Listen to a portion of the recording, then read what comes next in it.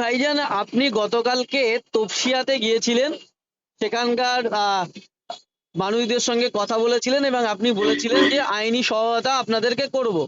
কিন্তু আজকে আমরা দেখলাম যে সিপিআইএম এর মুখপাত্র শতরূপ ঘোষ কোর্টের অর্ডার নিয়ে গিয়ে বলছেন যে বিকাশ রঞ্জন ভট্টাচার্য আমাদের সিপিএম নেতা, তিনি কেস লড়েছেন এবং কোর্টের অর্ডার তাদের তাদের কেস করা মামলাতে অর্ডার নিয়ে মানুষকে স্টে অর্ডার বলে জানিয়েছেন। এই বিষয়টা কি বলবেন? হ্যাঁ, গত পরশুদিন থেকে যেভাবে বুলডোজার দিয়ে অবৈধ বিল্ডিং ভাঙার নামে অবৈধ পন্থা অবলম্বন করে কাজ করছিল, সেজন্য গতকালকে আমি ছুটে গিয়েছিলাম তিলজলাতে খতিয়ে দেখতে এলাকার পরিস্থিতি কি। আমি যাওয়ার আগে পর্যন্ত কাউকে খুঁজে পাওয়া যাচ্ছিল না এলাকাতে, এতটাই ভীতস্তত। যখন ভাঙছে পাশে কেউ দাঁড়ানোর জন্য ওদের মালটা বার করবে, সে অর্থে কেউ সহযোগিতা করার মতো সাহস দেখাতে পারেনি।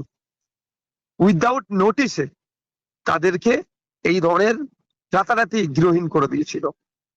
ফ্যাক্টরি অ্যাক্টের অনুযায়ী তারা রেকর্ড আছে, যেটার ভ্যালিড 2029 সাল পর্যন্ত আছে। একাধিক বৈধ কাগজ থাকার পরেও চরম অনৈতিক পন্থা অবলম্বন করে তাদের উপরে জুলুম করা হয় গিয়ে জানতে পারি, এবং একাধিক বাড়িতে ওনাকে নোটিশ পাঠিয়েছে। স্বাভাবিকভাবে ওখানকার মানুষজন খুবই ক্ষোভের সাথে ছিল, আতঙ্কিত। তাদেরকে আমি বলেছিলাম, আপনারা ঠান্ডা মাথায় কাজ নিতে হবে, আইনি সহযোগিতা নিতে হবে, আইনি লড়াই চলবে, আর গণতান্ত্রিক প্রক্রিয়ায় ডেমোক্রেটিক ওয়েতে মাঠে ময়দানে লড়াই হবে। তা সুতরাং তাদেরকে বলেছিলাম, যদি মনে করেন আমার কাছ থেকে আপনার আইনি সহায়তা নেবেন, আমি দেওয়ার জন্য প্রস্তুত, অন্যথায় একজন আপনারা ভালো অ্যাডভোকেট ধরে নেবেন। এর মধ্যে যেটা ডেল্টা লেদার কর্পোরেশন নামে যেটা আছে, যাদের বাড়িগুলো ভাঙচুর শুরু করেছিল, স্যার তারা অলরেডি একটা রিট দাখিল করেছিল, যার অ্যাডভোকেট ছিলেন নাজির আহমেদ, মেন যে অ্যাডভোকেট ছিলেন। তো তার পরপরই আমি যখন পৌঁছাই, আমি তাদেরকে আশ্বস্ত করেছিলাম, তারাও বলেছিল যে ভাইয়া আপনারা আমাদেরকে সহযোগিতা করুন। তারা বলেছিল যে লিগ্যাল সাপোর্ট চেয়েছিল। ওই তপসিয়া থেকে আমি সোজা এসে উপস্থিত হয়েছিলাম কলকাতা হাইকোর্টে। তো কলকাতা হাইকোর্টে যখন উপস্থিত হয়ে আমি কথা বলি আপনার বিকাশ রঞ্জন ভট্টাচার্য স্যারের সাথে, স্যার এই বিষয় কি করা যেতে পারে, দেখুন। স্যারও শুনে যে অবাক, যে ধরনের হতে পারে না, কারণ সুপ্রিম কোর্টের একটা লেটেস্ট ভার্ডিক আছে যে কারো বাড়ি যদি ভাঙতে হয় অন্তত 15 দিন আগে তাকে নোটিশ করে জানাতে হবে, 15 দিন আগে নোটিশ করে জানাতে হবে। সেক্ষেত্রে আমরা দেখছি এর ক্ষেত্রে নোটিশ তো দূরের কথা, সে অর্থে নোটিশই পায়নি। এর আত্মীয় স্বজনের কাছ থেকে ভিডিও যে ভাঙতে গিয়েছে, বুলডোজার চলছে, এই ধরনের ভিডিও পাওয়ার পরে এরা জেনেছে, ওরা দূরে থাকে, ছুটে ছুটে এরা আসে যে আটকানোর জন্য, যদিও আটকাতে দেয়নি প্রশাসনের থেকে, এদেরকে প্রশাসন আটকে দিয়েছে। তো এইটা এখন বিকাশ স্যারকে জানাই, তিনি বললেন ঠিক আছে, যে আমি বললাম স্যার আপনাকে দাঁড়াতেই হবে। বিকাশ স্যার আমাকে যথেষ্ট সিনিয়র চোখে দেখে, আর আমি ওনাকে প্রচন্ড রেসপেক্ট করি, এটা শুধু আপনাকে নয় সারা বাংলা এটা জানে। সেই মতো আজকে যখন কেসের ডেট হয়েছিল, যারা পিটিশনার ছিলেন, অর্থাৎ বাড়ির মালিকরা, যারা কোম্পানির মালিকরা যারা মামলা করেছিল, সেই মামলা নাজির আহমেদ হচ্ছে মেন অ্যাডভোকেট হতে ছিল। সেখানে আমার স্পেশাল রিকোয়েস্টে বিকাশ রঞ্জন ভট্টাচার্য স্যার, উদয়ন শঙ্কর আছেন, শামীম আহমেদ দ্বারা আরো যারা ছিলেন ওনার টিম দাঁড়িয়েছিলেন, এবং বিকাশ স্যারই পুরোপুরি এটা মুভ করে স্টে নিয়েছেন। এটা একটা পজিটিভ দিক। এবার আমি আপনাদের বলতে পারি, এই মামলাটা আইএসএফ এর পক্ষ থেকে হয়নি বা অন্য কোনো রাজনৈতিক দলের পক্ষ থেকে হয়নি। মামলাটা যারা কোম্পানি আছে, যাদের বাড়ি মালিক, তারা করেছেন। সিপিএম এর স্বনামধন্য আইনজীবী, তাকে আমার রিকোয়েস্টে তিনি দাঁড়িয়ে স্টে করিয়ে দিয়েছেন। আর একটা বিষয় যেটা হচ্ছে, তৃণমূলের একটা শ্রেণীর লোকজন তারা সোশ্যাল মিডিয়ায় পোস্ট করছেন আপনি নাকি ফুটেজ খেতে সেখানে পৌঁছেছেন। সমস্যাটা হচ্ছে তৃণমূল করবেও না, আর সে প্রতিবাদ করলে সেটাকে তারা ঈর্ষার চোখে দেখবে। দেখুন আমি একটা কথা বলি, এত খারাপ সময় নওশাদ সিদ্দিকী এসে যায়নি, মানুষ বিপদে পড়েছে, সেই বিপদের ছবিটা দেখিয়ে ফুটেজ খাবো। আপনি আমার সাথে গিয়েছিলেন, খেয়াল আছে, আপনি কভারেজ করেছিলেন মানে দুর্গাপুরে সেই গরুকাণ্ডটাতে, তখনও কাউকে পাশে পাইনি।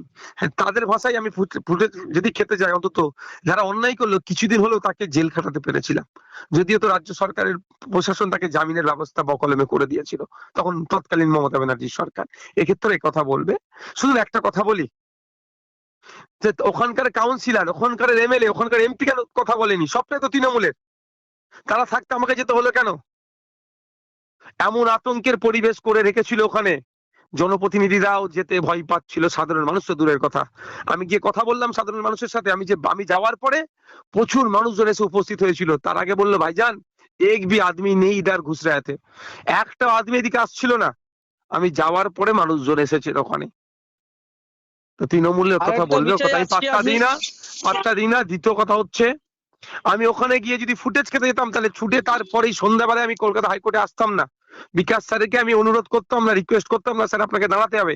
আর বিকাশ স্যারকে অনুরোধ করে দাঁড় করিয়ে আজকে স্টেট আমি বার করতে পারতাম না। অনেকে অনেক কথা বলবে। আপনি বিধানসভায় প্রথম বক্তব্য রাখলেন, প্রথম অধিবেশনে, নতুন অধিবেশনের পর। সেখানে বক্তব্য রাখতেই নতুন সরকারের পুরোটাই প্রশংসা করলেন বলে তৃণমূলের লোকজন অভিযোগ করছে।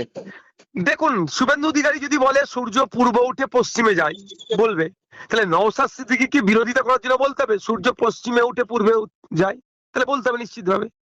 শুভেন্দু অধিকারী যদি বলে 7 দিনে একটা সপ্তাহ, তাহলে আমাকে বলতে হবে না না 9 দিনে একটা সপ্তাহ। যেটা আমি, দেখুন, বিগত 5 বছরে তৃণমূল সরকারের চরম সমালোচনা করেছি, আবার বেশ কিছু বিষয়ে তৃণমূল সরকারকে আমি স্বাগত জানিয়েছি। যেমন একটা বিষয় আমি বিধানসভার মধ্যে দাঁড়িয়ে অনেক বিষয় বলছি। একটা জিনিস, ইস্ট জোনে যে কটা রাজ্য আছে, সর্বপ্রথম মিল্ক ব্যাংক, অর্থাৎ বাচ্চা যে শিশু হয় না অনেক সময় ফিট করানোর সমস্যা হয়, আমাদের রাজ্যে মমতা ব্যানার্জি শুরু করেছিলেন। এটাকে আমি স্বাগত জানিয়েছিলাম, এটাকে রেকগনাইজ করেছি। তো শুভেন্দু অধিকারী মহাশয় লাইভ স্ট্রিমিং এর ব্যাপারটা বলেছে বিধানসভাতে। এটা তো আমার দীর্ঘদিনের দাবি, আমার দাবি না, আমার মতো রাজ্যের একাধিক মানুষের দাবি, যে তাদের নির্বাচিত বিধায়করা বিধানসভার মধ্যে যে পারফর্ম কি করছে জানা দরকার। মাস গেলে 1,21,000 টাকা পেয়ে যাচ্ছে, মোবাইল খরচ 5,000 টাকা নিয়ে তারা কি করছে? মিনিস্টাররা 1.5 লাখ টাকার উপরে মাইনে পাচ্ছে, সরকারি গাড়ি পাচ্ছে, তেল খরচ পাচ্ছে, ফ্রিতে সব হয়ে যাচ্ছে, তারা কি করছে এটা তো জানা দরকার। সেই সেই বিষয়টার জন্য যখন লাইভ স্ট্রিমিংটা আমারও দাবি ছিল, যদি হয় তাহলে এটা প্রশংসাযোগ্য নয়। তারপরে একটা ভালো কথা বলেছে, যেটা অবশ্যই আমি এত পর্যন্ত যে কটা চিঠি মমতা ব্যানার্জি বলুন তার মিনিস্টারদেরকে দিয়েছি, ন্যূনতম একটা প্রাপ্তি স্বীকার একনলেজ হয়েছে সেটা জানায়নি এরা। এতটা এরা আমাদের মতো বিধায়ককে বা বিরোধী বিধায়ককে এরা অচ্যুত মনে করতো। সে জায়গায় আজকে শুভেন্দু অধিকারী মহাশয়, বর্তমান রাজ্যের মুখ্যমন্ত্রী, এই কথা বলেছেন, যা চিঠি আসবে সবে রেকগনাইজ করা হবে। এবং উনি নিজের কথা বলেছেন, অর্থাৎ মুখ্যমন্ত্রীর কাছে যে চিঠিগুলো আমরা বিরোধীরা পাঠাবো কিছুটা হলেও কাজ করবে। আর আমি সেটা বলেছি, আমরা যারা বিরোধীরা, আমরা যে কাজগুলো পাঠাবো সেগুলো অথেন্টিক, কিছুটা নয়, আপনাকে পুরোপুরি করতে হবে। এই যে পুরোপুরি করতে হবে, এই কথাটা তৃণমূল প্রচার করছে না। মানে এইগুলো শুধু আমাকে অর্ধসত্য মিথ্যার চেয়ে ভয়ঙ্কর। দেখুন, তৃণমূলের সার্টিফিকেট আমি নিতে চাই না। ভাঙড়ের মানুষ আমাকে সার্টিফিকেট দিয়েছে, ধন্যবাদ জানাই। 1,26,555টা মানুষ সার্টিফিকেট দিয়েছে। রাজ্যের আজকে 9,72,000 মানুষ আমাকে সার্টিফিকেট দিয়েছে যে নওশাদ সিদ্দিক সঠিক পথে আছে। সুতরাং ওই 2-4টে তোলাবাজ তৃণমূলের যারা বিধবা ভাতাখোর, কাটমানিখোর যারা আছে, তাদের কথা আমি পাত্তা দিতে চাই না।